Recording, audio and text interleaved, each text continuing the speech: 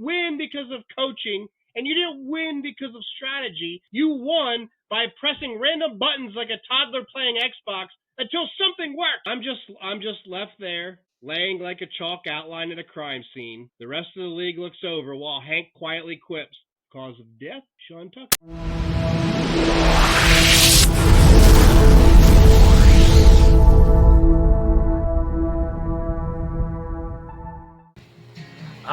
Are you ready? Yep. All right, you clowns and the few people that are listening and watching this show, it's time for this week's episode of YoMo, COMMISHTRO, and the Bad Guy Show. And yes, I'm going to continue to be in a bad mood, but for the sake of the couple of viewers that we have out there, I'm still going to do this show. We got time enough for rants today, and now what we need is the almighty imperial ruler himself to make an appearance here. Commish, where you at? You behind that flag there? Is that an ashtray? You smoking now? Oh, it's Black Mask time. Yeah. I'm assuming by the color of the mask, you're not doing so well today, Commish. We'll get into it, and I think everybody already knows. And by the time anybody watches this, they're going to realize... If anybody watches it. Well, they probably already realized, but it is trade deadline day. Oh, is that today? It is. Oh, okay. You know, I'm glad you brought that up. But go on ahead. I don't want to let you. I don't want to ruin your thunder. But I had a thought I wanted to share on that. Oh, go ahead. Give a thought. I just want to say, don't be that guy. Like, for instance, I'm not in a good position, and my season is shit. I ruined the draft.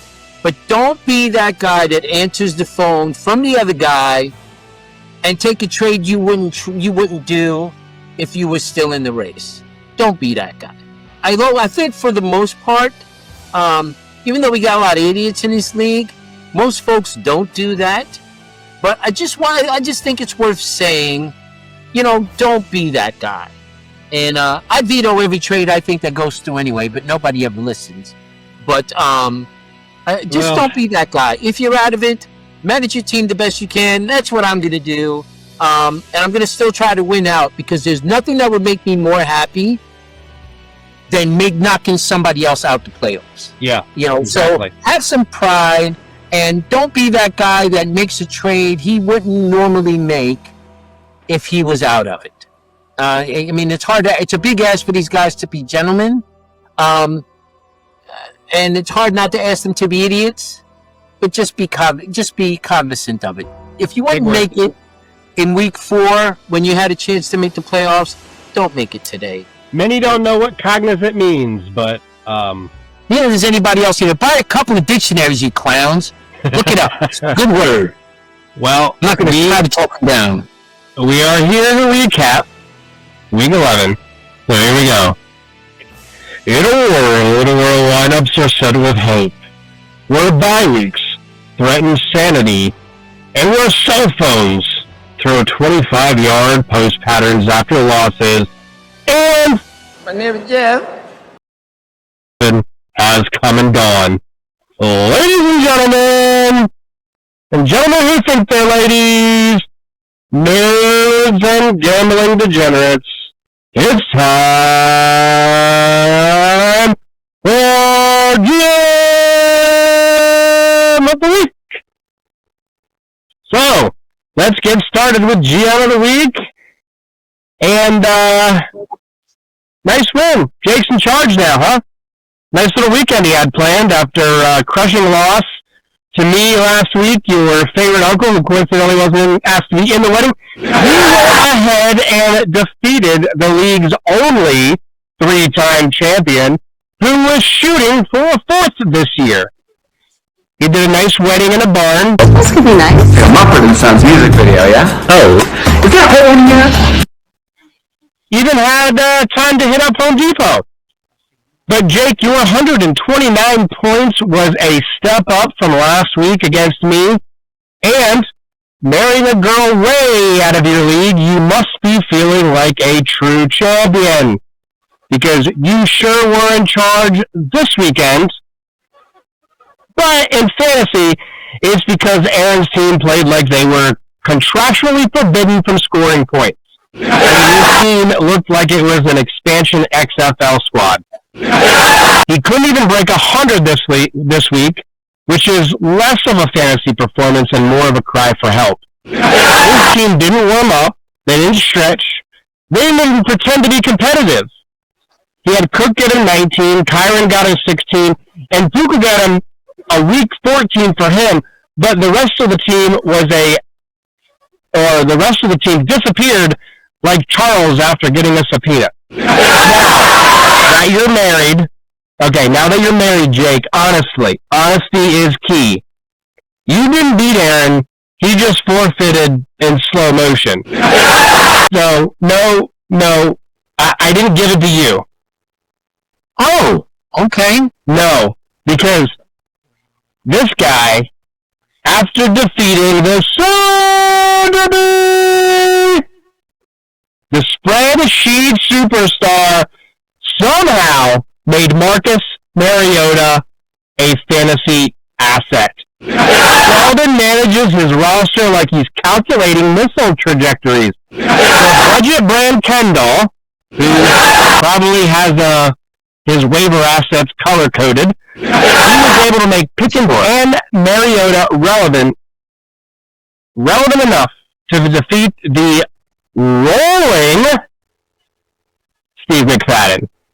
He had CMC, yes, with CMC, Stafford, or Jamar Chase and Drake London, and although Jonathan Taylor was on a bye, the flip-flops got beat by the Crocs, in which he probably wears socks with.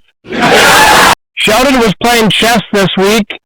Steve's team was just eating his chess pieces. Yes, Sheldon, you deserve GM of the week for squeaking out a 128-118 victory, which also gives you the APB Club Sickly Slimmest victory. And, Steve, you deserve to think about your life choices. Every one of you guys in this league got out-GM'd by a guy who categorizes his snacks alphabetically. Which brings me to my namesake, the JPS as COMMISHTRO biggest disappointment, and the opposite of Aaron's worst luck ever of the week ever. I have typically wanted to say you with this one, Marcus, because because the way your season has been gone, and because you aren't typically in these situations. But no, it's me. I lost to a fantasy equivalent of a leftover gas station hot dog. Sean friggin' Tucker. 33 points. How can anyone not believe that I am cursed in my own league? That I created, that I manage, that I strive to make the best and most fun fantasy league in the history of leagues of fantasy, epic draft parties, engaging and highly popular weekly podcasts. And for what?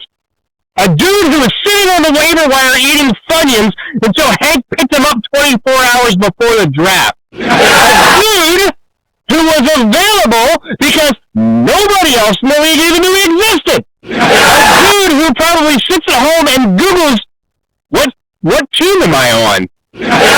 And, boom!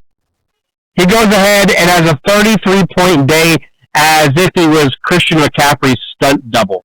My wide receiver 2 had 3 targets and 0 points after a week that I benched him because he had 0 points the week before. The last week he somehow scores a touchdown, gets like 13 targets, and this week he's awful. And I still score enough to win many matchups, except against Napoleon Aren.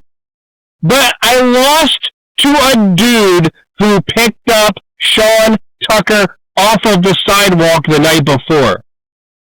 Listen, Hank, I don't know if you sacrificed a Buckeye to the fantasy gods at 321 behind a Walmart, or if you just had satisfaction of playing the most cursed GM in your mom. You didn't win because of coaching, and you didn't win because of strategy. You won by pressing random buttons like a toddler playing Xbox until something worked. I'm just left there, laying like a chalk outline at a crime scene. The rest of the league looks over while Hank quietly quips, "Cause of death, Sean Tucker." Yeah, that's a tough pill to swallow, man. It's tough. I hate fantasy. Well, let's get past that one and move on to the J&D highest points of the week. And unfortunately, it was against you, bad guy. I mean, you had Bryce Young finally explode for 43, which is adorable and depressing at the same time. Yes, it is. After Josh Allen's 54, 6 touchdowns, you went to bed early, bad guy. We issued a wellness check on your behalf since Persian Patty put up 148 points, which were the highest this week. Yeah, man. I'm just struggling. I mean, I made a lot of wrong moves this year, and it just hadn't really worked out. I mean, I'm not sure, but I'm going to keep trying to win every single one until the end. But it is what it is, Well, hey, look on the bright side. It's not the worst we've seen this season, but it did surely make you turn off your phone and sit in a dark corner while Durka Danny formatted your entire hard drive, factory reset your dignity, and reinstalled Windows Vista out of disrespect. While doing the fluke getting a snake out of a box, like they used to do in the movies. Freaking Durka Danny, man. Anyway, kudos to him. What are you going to do? And you were close, but you weren't the biggest blowout. We have to go all the way back to Jake's win over Aaron by 43. I'll tell you what, Aaron. Your team has the resistance of a blow-up doll. You need to change your team name to Kid-Free Participation Trophy. Losing by 33 points, I mean, I've seen a midget put up more of a fight when Jeff tried to put her on his shoulders. That sounds just like Jeff. This matchup was so lopsided, the ESPN app tried contacting Child Protective Services. And we move on to the overachiever of the week, which I'm sure you could probably guess this one, as it is a story of triumph, of heartbreak, of total incompetence, and of one man, and it wasn't Hank. It was solely on the Jeep Palace, which, if you remember, is the greatest pickup and play of the week of all time. Now look, anytime you grab a random free agent running back off the street and drops 33 like he's auditioning for a Marvel origin story, he's a shoo-in to be the overachiever. And Sean Tucker single-handedly kept you playoff relevant. Kinda. He lit my team on fire, toasted marshmallows, and left without even washing his hands. Hank and Sean Tucker get the overachiever of the week. Yeah. Congrats, Hank. And seems like we're going pretty quick here, but the Russell Wilson again bench of the week. Rob, 70. That's all I have to say because that's the way cool, quiet Rob wants it. Although, I will say, for the first time, I believe, in league history, we have a bit of an anomaly because Jeff and Justin, who played each other, both had 33 points exactly on their bench. They both tied. Interesting. Neither of them scored 100, but they both tied. And finally, of the Week 11 awards, it's everyone, meaning you and I, because we're the only two that watch our own show. It's the This is my pee-pee. This is my pee-pee. This is my pee-pee. Yes, we had a wee pee-pee this week, and it belonged to Third World Theodore. He ended up with 2 pee-wees. One of the pee-wees he was born with, but the other one, we know that Josh Allen had one of his nuclear explosions with 54, but he also had late-round hero 3V Jan Henderson with 32. He killed me. I had to shut off the game that night. I didn't enjoy it. I was ready to shut off freaking Sean Tucker. And a bench recipient of the Bryce Young's big day, the guy who catches balls, McMillan, of the Panthers, had 33. So congratulations, Third World Theodore, on your win. Nice. Look forward to seeing it just for that. And you know what, Marcus? It's been tough for both of us, really. I think I have a little bit better of a chance. I'm about ready to give up. But the one thing that I do have is the power! Yes. And we all kind of know who's at the bottom. Jeff, you're 12. I moved Commish to 11, so I moved up 1 spot, even with a loss. Marcus, you come in at number 10. Yeah, sorry. Right. No, I had to put Barry up ahead of you. He goes to 9. Hank moves up to 8. Jank moves up to 7. And staying still another week in a row because the guy is too quiet and too cool. Rob. Yeah. And now we move into the top 5, and let's get started with this top 5 dedication. Drubbing number 1 to number 5 is Aaron. You have to. He didn't score 100 points. Jake. I was just waiting to make him number 13 every week. Yeah, I wish we could, but and unfortunately, number 4, dropping 2 spots, is Justin. Ice, baby. Yes, took a tough loss. He is our favorite Mixon, but yeah, that is. Not scoring 100 and losing, that's tough. So now, we all know who number 1 is, so let's talk about 2 and 3. Because they, ironically, looking at number 1, number 2, and number 3, they did a little flip-flop. But coming in at number 2 is one of my favorite names, Ducka Danny. Control-Alt-Delete moves back up to the number 2 spot. Young Sheldon's at 3. He actually did move up from 4, I believe, last week. I think that's correct. We don't have any accountability, just like fantasy football gurus. So I'm going to say that young Sheldon actually moved up to 3. But I think he was 2. Either way, those are I have the rankings. And now, since my awards are done, there's the rants of a bad guy. Well, I got a few things this week. One thing I think we should start off with on the heels of your internet gurus. I think we should talk about that a little bit. And because the point that I want to talk about is, at what point, first off, most of those guys are idiots.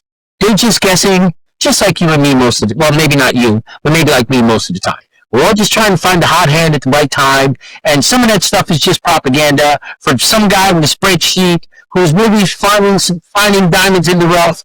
But at what point are you not running your team anymore if everything that you do comes from a guru? Now, I get it. I'm suffering from from a little bit of guru withdrawal because I went backwards a little bit this year and didn't realize. I tried to rely on my own research, and while I did use it, an out of the round list, I made too many gut instincts calls. So it's kind of good to keep you in line. But I mean, come on, man. There are guys out there that don't do anything without seeing what this idiot in mommy's basement says after she serves him some milky cookies after dinner. You must start this guy. You have to start this guy. And then he starts puking all these stats and 16 receptions and 46% of target sharing and blah, blah, blah, and this and that. And that's the kind of zone offense, read, and defense that they're playing against, blah, blah, blah. How many times do you get burned? Joke. If they're right once, then they talk about it forever. See, yes. I told you. I told you. Got no problem reminding you of it either. But the other 5, like Quentin Johnston being a must start last week, they don't talk about that. No accountability. So it must be nice just to be able to have some kind of podcast that people listen to and have no accountability for your answers. Yeah, or you can just delete them out or block people or whatever. My thing is, I understand the need for information. We all want it. We all want to find that guy that nobody else thought to get and pick. It's an ego-based, it's an ego-driven competition. I get that to a certain extent. But I'd rather lose a lot of times. I've made a lot of bad decisions and bad calls, especially this season. But more often than not, when I've had to make calls, they've worked out for me. But at least I take ownership of them. And I have an idea. What's the idea? Let's do a podcast in the off season for fantasy football advice, and let's just copy what all the gurus do, and just vomit it back onto our own podcast, and then try to monetize everybody else does. Yeah. And Matthew Berry makes a big living at it. How many times is he wrong? You know what? I at some point in time, I signed up for notifications and and fucking, I delete them. I don't even look at them. And then you got guys that tell you the obvious. Oh, Jamar Chase is a must start this week. Really? Yeah. Really, Jamar Chase? You think I should start McCaffrey this week? Come on, man. Yeah. Spin. Those guys are clowns. I get the need for information. Well, let's not make it be a replacement for real old school research. Do you and follow your own instincts sometimes. But anyway, I digress. I got a few things today along the lines of that. So this is, we've talked about the bad quality of broadcasting.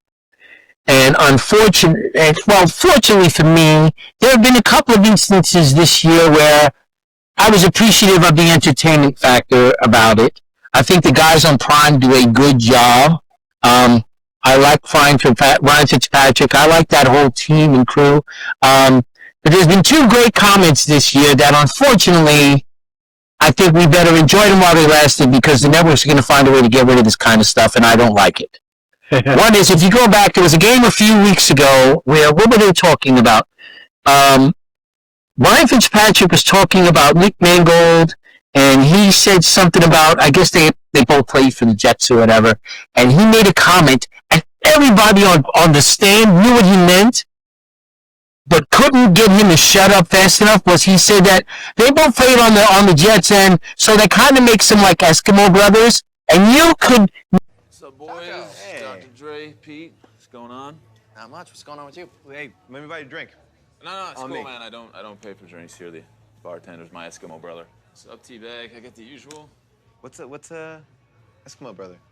Eskimo brother. When 2 guys had sex with the same girl, they're Eskimo brothers. You have to know what your Eskimo family tree is. That's how you get things done. So it's like your platinum card? How do you guys get things done? And we got jobs. Went to college? Yeah, we make money and we purchase things. You guys are weird. You could set the world record on assholes that puck it up at the same time in the same place as soon as he said it. Meanwhile, I'm sitting on my couch with half a buzz on. I think I had 2 beers in me, not that much. Loving it. Like, cool. It's funny and it's entertaining. Now you want to take the gross aspect of it and say, what about little Tommy? Here's him saying, what's an Eskimo brother? Tell him he's not old enough to know yet and to shut up. But you can't do that anymore with your kids. You have to have the rest of the world put a filter on so your little Tommy doesn't get offended. I say, good for you, Ryan Fitzpatrick. You don't need Bezos' money. Keep that kind of shit coming. On the heels of that, we had, this was on last week's rant, but we didn't have time.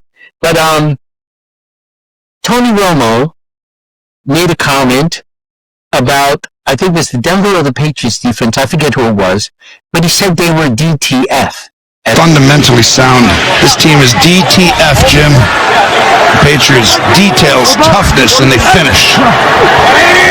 That's my moniker. That sounds very close to what Vrabel tells him, too. He says that yeah. too. So I think the T might be technique for him, but it's all good. Means, they were DTF today, which we all know means detail, toughness, and finish. Everybody knows that. Absolutely, that's what it means. Absolutely. But I want our broadcast to have more of that. Let the personality flow in the moment of the game, because technically it's somewhat entertainment that entertains me. And I cannot be alone to see the realness that brings to the broadcast and legitimizes it, that this guy's a real person and not some airbag. God knows he's impossible to look at now with all the crap he's done to his face, the poor guy. I wish somebody would tell him like a friend, dude, you got to stay away from the office. Stay away from the shots because you're a train wreck. You can't be as good looking as Tom Brady, and even Tom Brady's gone over the line with that shit. But I like the realness of it. Give me the mistakes. I get it if you want to make sure people don't curse. But when a guy's talking in code, and he has to protect the code because you're scared that your little kid might know what DTF means.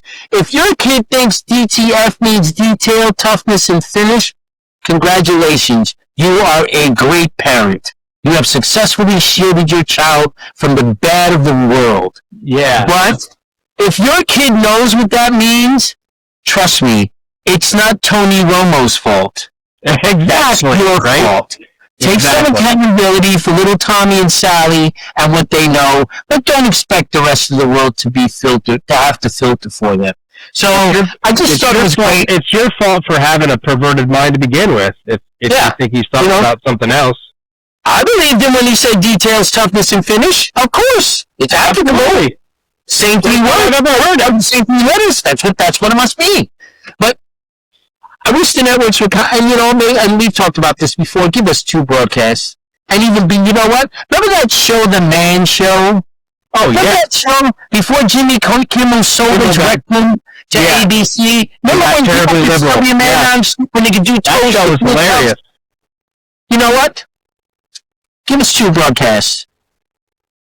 Give us the one with real people and with real football games, talking about stuff, maybe a few curses in there. Don't make it vulgar, but mix some in there. And give me a few DTF comments in there. I like to see that. It's more entertaining for me. What they need to do is something similar to the Peyton and Eli thing that ESPN does, right? Something like that with the game, unfiltered on a Netflix or HBO or something along those lines.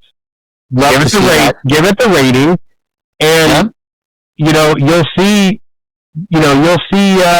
great ratings from it. I believe. I mean, people are getting tired of the announcers. We know the guys who are into watching football know the game.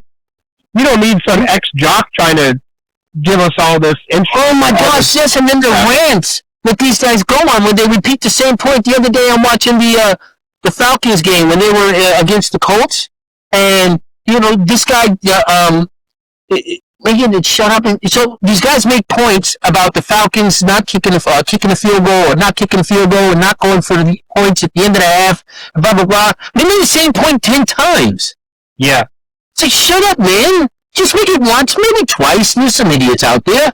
Make it once or twice and move on. Are you that limited in what you can contribute to the actual broadcast of the game, that you just have to repeat something 10 times, like I didn't hear you the first 9 times? It's like watching that damn Frankenstein movie. I watched the first half, and I had to shut it off because, yes, I see you, Frankenstein, I see you. Shut up, and let's move on with the story. I don't want to see the doctor. I want to see the monster. It's too much. It's too much. I can't take it. Those guys drive me crazy, and they're terrible at the broadcast.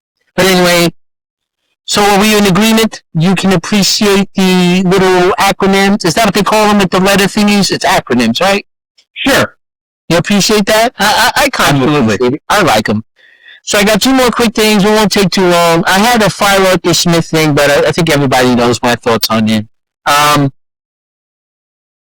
the new what is the girl's name? I guess it was Ursay, the guy who owned the Colts. Now his daughter's running the team. Yeah, female Ursay. Female Ursay, which doesn't matter. I don't have a problem that she doesn't have a PP. I don't have a problem with that. I'm okay with it. But what's interesting is, and it's kind of hard because they're having some success now, is, you know, she's on the sidelines at times doing practices, wearing headsets, trying to learn more about the game. And she's also spending a lot of time talking to coaches to try to learn more about the game. So, you own the team. You pay these guys millions of dollars, one idiot to run it, another couple idiots to orchestrate, you know, the defense and the offense, and some clowns down the road. You got these millionaire athletes. What's your thoughts on, is that the right approach to get to learn how your organization, to run your organization, or is it too hands-on in that industry? Well, it all depends on how much she knows, right? So, if she's been around it and she was inherited it, she should probably know the game somewhat, you would think, right? You would know more about the game than what you just said about trying to learn this, that, and the other, right? Right. So I'll say this. You've got an entire week to be out there with the coaches and the players and doing all that stuff in practice that, hey, it's your team. You can do what you want. But at the end of the day, you shouldn't be doing anything that interferes with the game day, you know, things that go on as a professional organization. Because you could just as easily sit up in the press box with a headset, like defensive coordinators do, like offensive coordinators do. You don't have to be on the field. Again, it's your team. You have that access to do what you want. But what's funny about it is it vaguely reminds me of the 6 episodes of Chad Powers, where the woman booster, who's the head booster, now wants to be involved in almost everything day to day with the college team. And she's showing up on the sidelines and showing up at team functions and all these different types of things. And it makes it hilarious. And I don't think that they based it off of what, you know, Ms. Ursay is doing, because I think that show came out before she started doing this. But it reminds me of that. I can almost see it being just like that lady, which is hysterical to me. But end of the day, if you don't know about the team, don't go down on game day and try to figure out the game. Yeah, all week for it. Get off the sideline. Are you the only owner that stands on the sidelines? Probably not. Are you the only owner that probably has headphones on and stands on the sidelines? Probably. We haven't seen it before, unless they're only showing it because she's a woman. It's stupid, though. Like, you don't have to be down there. Either be down there without a headset on and get what's going on, or go up in the press box in your luxury suite where everything's handed to you, and put a headset on up there, and that way you can hear everything that's going on. But that's where I feel. Yeah, I think that I guess there's 2 ways to look at it. One is the NFL doesn't need I'm just going to say it. Nobody watches this show anyway. We're not going to get banned. The NFL doesn't need another Jerry Jones with a vagina. Fair enough to you with the Jerry Jones with a vagina. We don't need another one with a vagina to have it's something to balance the scale. It just means 2 idiots instead of one.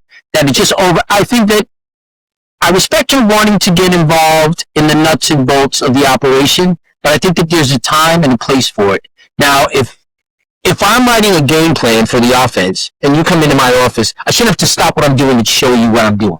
You hired me for this job, let me do it. Now, if you want to schedule time with me that doesn't interfere with the game, my game planning and my job, then sure. I'd be glad to answer your questions of why we do things this way. But a lot of the stuff that, in theory, she should be involved with as an owner should be, in theory, administrative type stuff.